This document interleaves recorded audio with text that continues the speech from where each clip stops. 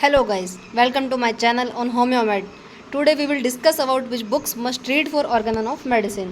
हमारी एक amazing series चल रही है यूट्यूब पे जिसका नाम है 7 days 7 amazing concept of Organon, जिसका आज डे 5 डिस्कस करने वाले हैं हम unlocking the Organon essential reads कि हमें कौन सी ऐसी बुक्स है जो ऑर्गेनन ऑफ मेडिसिन को अच्छे तरीके से समझने के लिए अपने BHMS की जर्नी में पढ़ना चाहिए।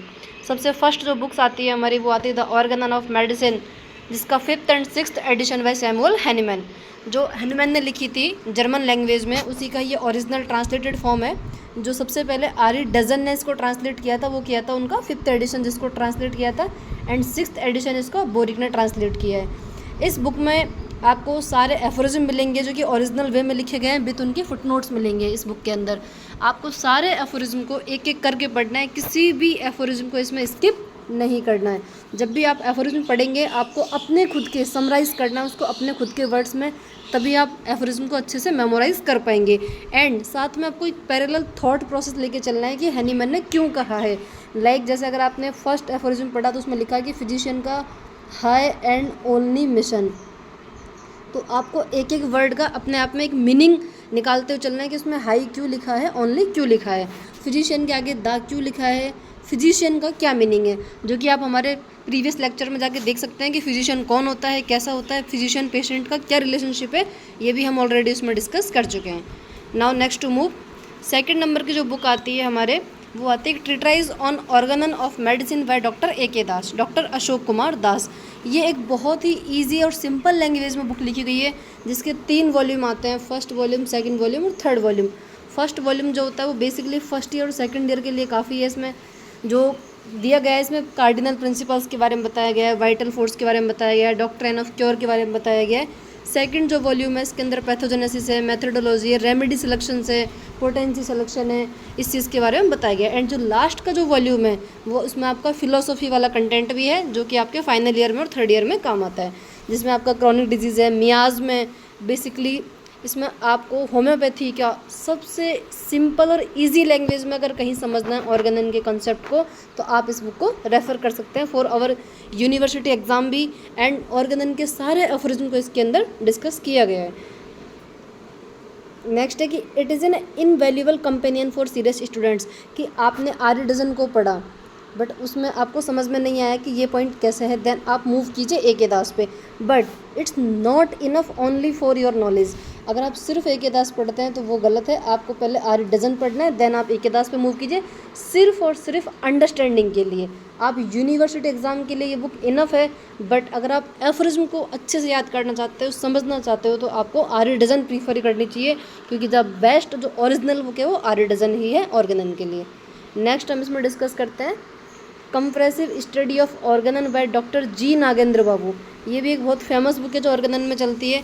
इसका एक बेनिफिट है, अगर आप इस बुक को पढ़ते हो यूनिवर्सिटी पर्पज़ के लिए एक अच्छा है, इसमें आपको स्कोरिंग मार्क्स अच्छा मिल सकता है। कैसे?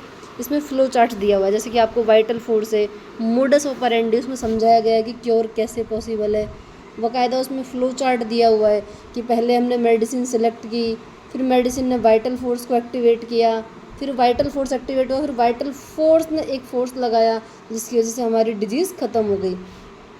ठीक है, इसमें फ़्लो चार्ट्स का यूज़ है, डायग्राम्स का यूज़ है, कंपेरेटिव नोट्स है, जैसे कि इसमें कंपेरेटिव टेबल्स है कई सारी, आपको जैसे मिल जाएगा क्योर एंड पैलिएशन के बीच में डिफरेंस है तो उसकी एक टेबल दी गई है।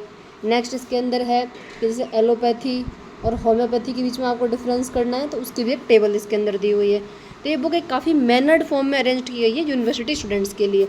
Case studies and incidents from classical literature, तो ये आपकी नॉलेज को अच्छा ग्रेस्प करता है। क्विक रिवीजन गाइड इसको आप बोल सकते हो विथ स्ट्रक्चर्ड कंटेंट। इसमें सबसे बड़ी एक चीज़ है कि थीमेटिक मैप बना हुआ है, जैसे कि वाइटल फोर्स है वो किस एफोरिज्म से लेकर कहाँ तक है, केस टेकिंग है वो कहाँ तक है, इनको आप उस अकॉर्डिंग भी पढ़ सकते हो डिवाइड करके। नेक्स्ट जो बुक आती है वो आती है Hahnemann's Organon of medicine by doctor B.K. Sarkar. ये जो बुक है ये इतनी अच्छी बुक है डीपर अंडरस्टैंडिंग के लिए, बट ये आपको सिर्फ ऊपर ऊपर से ओवरव्यू नहीं देगा। ये उन स्टूडेंट्स के लिए फैमिलियर है जो मतलब समझना चाहते हैं, फिलोसॉफी को भी जिसमें समझना चाहते हैं। अगर आप 4th ईयर और 3rd ईयर में इस बुक को पढ़ना स्टार्ट करते हैं तब भी कोई दिक्कत नहीं है, बट आई विल रिकमेंड कि आप 2nd ईयर से इस बुक को पढ़ना स्टार्ट करें ताकि आपको एक अच्छी नॉलेज होगी फिलोसॉफी के रिगार्डिंग। नेक्स्ट है इसके अंदर हमारे पास में फिलोसॉफिकल अंडरस्टैंडिंग के लिए ये बुक है, but not helpful in your first year university exam, but it will helpful in 4th year because final year में आपका फिलोसॉफी भी ऐड होता है। नेक्स्ट जो बुक आती है हमारी वो है एक मंडल एंड मंडल करके जो बुक आती है, काफ़ी कम फेमस है, बट ये अभी जो नया CBDC का जो पैटर्न आया है BHMS का 22 के बाद से, उन स्टूडेंट्स के लिए बुक काफ़ी हेल्पफुल है, क्योंकि इसमें बिल्कुल उस क्यूरिकुलम के हिसाब से MCQ दिया हुआ है, 1 लीनियर क्वेश्चंस दिए हुए हैं, शॉर्ट क्वेश्चंस भी इसके अंदर बताए गए, एंड आपको इससे पता चलेगा कि अगर आपने टॉपिक पढ़ा है उसके बाद में उसमें क्वेश्चन किस किस टाइप के बन सकते हैं। इसमें कॉम्प्लेक्स कॉन्सेप्ट दिया हुआ है, इंक्लूडेड डेडिकेटेड साइकोलॉजी सेक्शन, एक अलग से साइकोलॉजी सेक्शन है। तो ये आप हर क्लास का बच्चा, first year, second year, third year, final year का जो भी BHMS के स्टूडेंट्स हैं वो इसको ऑर्गेनन के लिए बेस्ट बुक मान सकते हैं, मंडल एंड मंडल को, और बेस्ट आइडियल बुक है। जो भी नया सिलेबस है उसके हिसाब से अगर आप एग्ज़ाम के लिए इसको पढ़ते हैं, इसको प्रीफर करते हैं, then it will be very helpful. Next है इसके अंदर की फ़िलोसॉफी के रिगार्डिंग, जैसे कि हम जो कुछ कंटेंट पढ़ते हैं, लाइक हमने पढ़ा मियाज़ पढ़ा, हमने इसके अंदर मेडिसिन देखते हैं, रेमेडी सिलेक्शन देखते हैं, क्योर देखते हैं, सिक देखते हैं कि उनके डिफरेंट जो पायोनियर्स थे होम्योपैथी के, उनके क्या पॉइंट ऑफ व्यू थे, उनको समझने के लिए हम पढ़ते हैं फिलोसॉफी बैकग्राउंड। तो उसमें सबसे इंपॉर्टेंट जो बुक आती है JT कैंट की आती है lectures on the philosophy of homeopathy. The principles and art of cure by homeopathy आती है, H.A. रॉबर्ट्स की बुक आती है इसमें। नेक्स्ट अपनी आती है the genus of homoeopathy and essay on homoeopathy philosophy by Stuart Close. And next इसमें जो बुक आती है वो आती है सर M.L. धावले की principles and practice of homoeopathy philosophy and repertorisation. तो आप बताइएगा कौन सी बुक आप प्रीफर करते हैं अपने एग्ज़ाम के लिए, कमेंट कीजिए एंड सब्सक्राइब कीजिए हमारे यूट्यूब चैनल को मीठी गोली डॉक्टर।